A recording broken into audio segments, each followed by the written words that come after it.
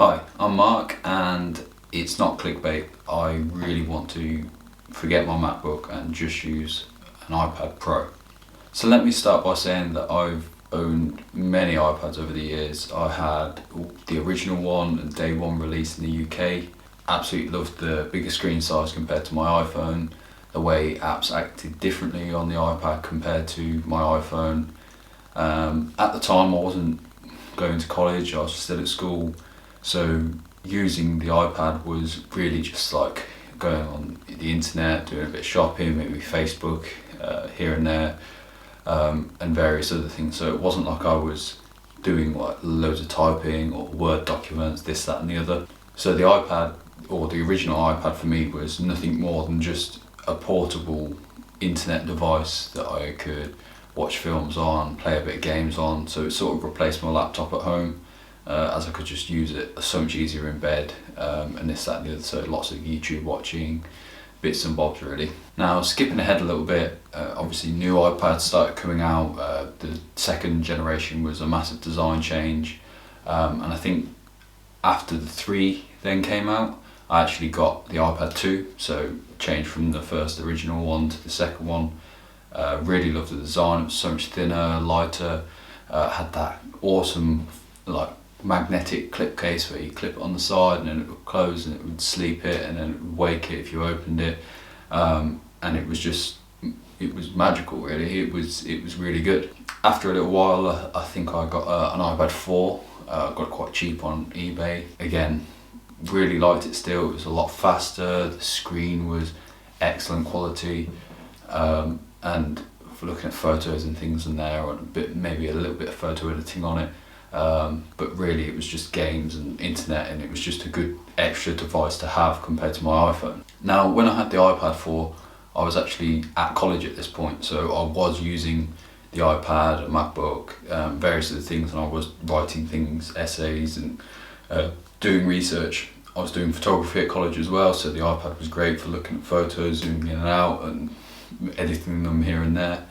However, everything we were learning on Macs and Photoshop, a lot of Adobe suites, so it wasn't really taken to college. I used my MacBook. I had a MacBook Pro, 13 inch. You could put an SD card straight in that, compared to the iPad where you'd have to get a dongle.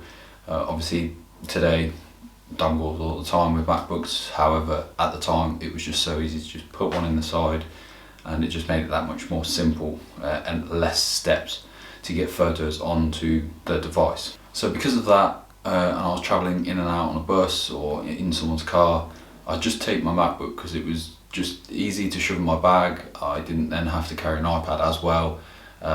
If I took just the iPad, I felt like I couldn't get as much done as I could if I just took my MacBook. So the iPad just started to get left at home that little bit more, not really used for actual work. It was again just used as an internet device, YouTube videos, Netflix, this, that and the other. Then around the time iPad Airs started showing and iPad Minis and things like this, while I still liked the iPad, I sort of fell out of love with it, because having to buy new ones and sort of keep up the trend when I was only using it really to watch some videos on, it didn't really seem worth it, especially the amount of money it cost. It just started gathering dust, to be honest. I started to fall out of love with it. If people would ask me about iPads, whether they should get one, I would always say, well, what are you doing on it really? If you got one already, the upgrade, you're going to still be able to watch videos on a nice screen, so is there really much point?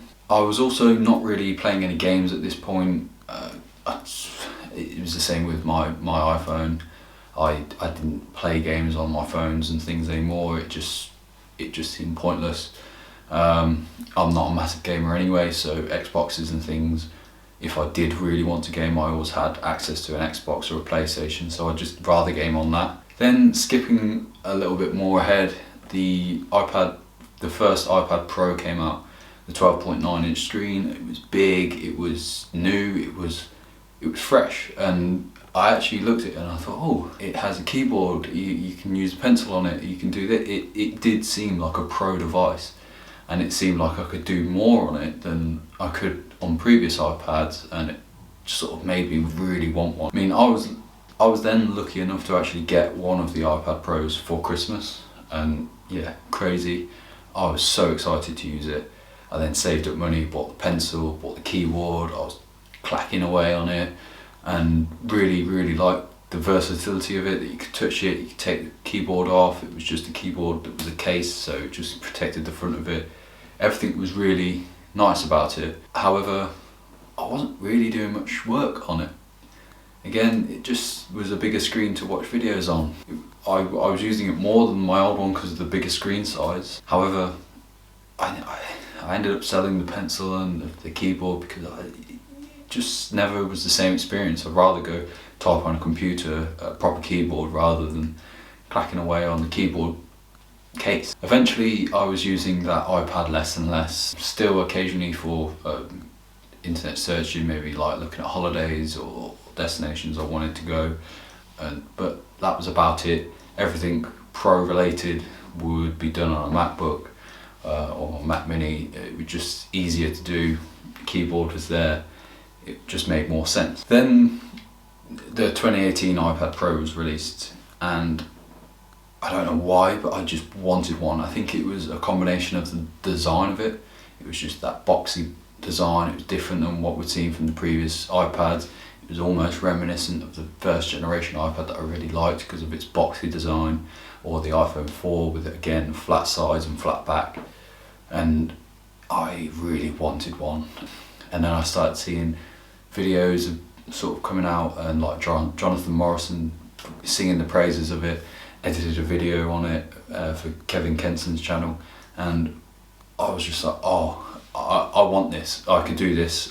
You start to think in your head that you're going to do it. It's that GoPro marketing where you see it, you want it instantly, even though you're not skiing down mountains and this, that and the other, but you just think, oh, if I get that, I can also do that with it. So still having my 12.9 inch Pro that never really felt slow for me, I decided to give it a crack. Bought LumaFusion, edited my booster board video that is on this channel still, and it worked great. I remember thinking, okay, well, if it works this well on this one, maybe I should get the newer one. It will be even faster, it will be even quicker to do. I've got the versatility of getting actually a smaller screen and a smaller portable size than this massive thing that I was sort of carrying around every now and again at the time. So I went and bought it. I bought an 18 Pro, I bought the keyboard case, I bought a pencil, and spent a lot of money on it. And for the first week or two I was tapping away, I was writing notes, I was taking it everywhere, I was taking it downstairs, I was bringing it around, taking it to work, trying to do as much as I could on it. And then by week 3 I was like, oh, I haven't used it in a while. Oh, it's about 10% battery on it. I'll charge it up, and started to realise I wasn't using it. Maybe I didn't need it. Maybe I don't know. But something clicked, and I was like, it's too much money to spend on something that I'm not going to use every day. So I returned it. I was still in my return period with Apple. Returned it to them, and was just like, just get rid of it. Things that I was trying to do on it as well just seemed a bit annoying compared to doing it on a MacBook, where like plugging a USB in, it just seemed like Apple was restricting how you could use it, and it just started to niggle on me. I thought, I could do it faster on this.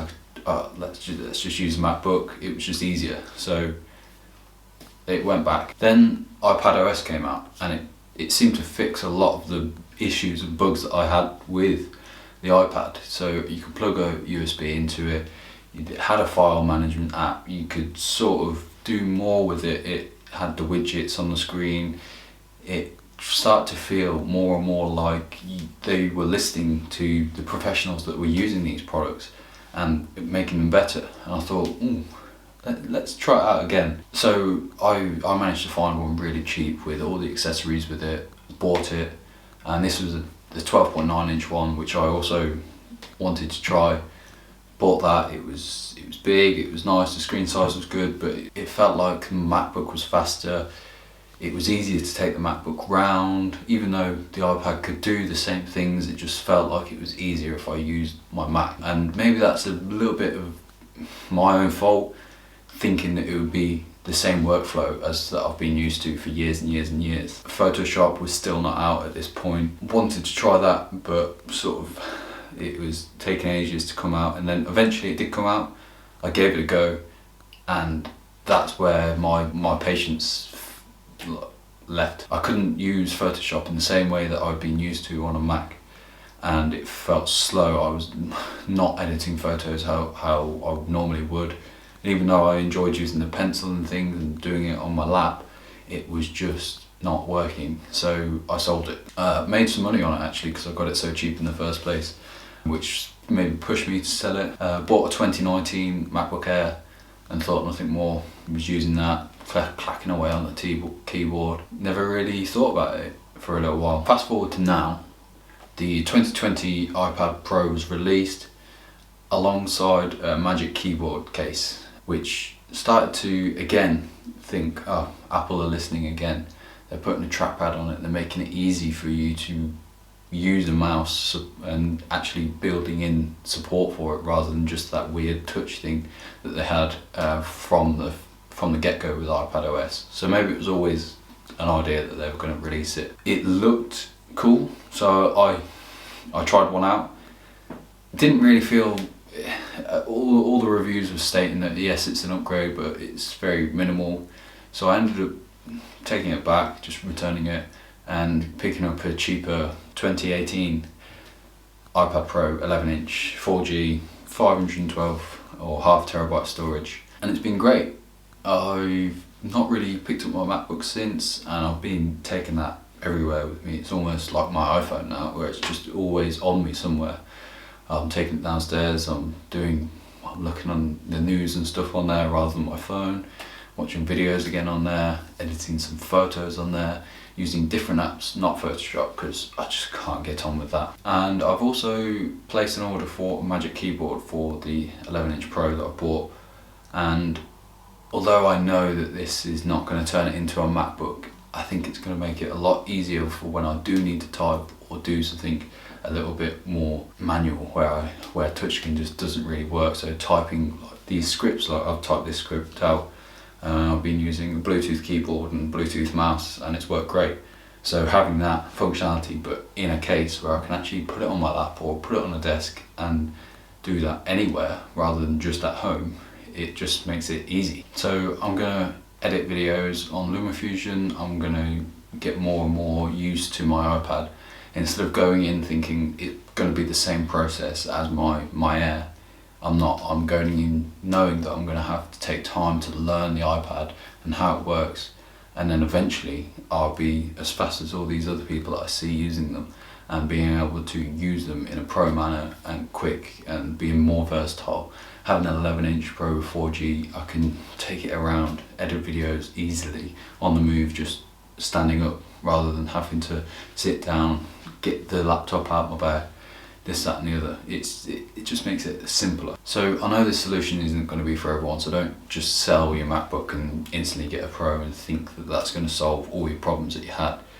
It's not, and I think that's what it's taken me maybe a few years to realise, is that yes, you can do work faster on an iPad, but it takes time. You have to put the time in and the effort in to get there in the first place. So that's what I'm prepared to do now with my iPad. Thanks for watching. Please consider subscribing. I'm obviously going to get the Magic Keyboard soon, and I'll do my review and impressions on that, even though I'm sure you've watched many already, and obviously many more updates to my iPad life. And if anyone wants a MacBook Air 2019, decent price, give me a shout. Obviously just asking for someone else.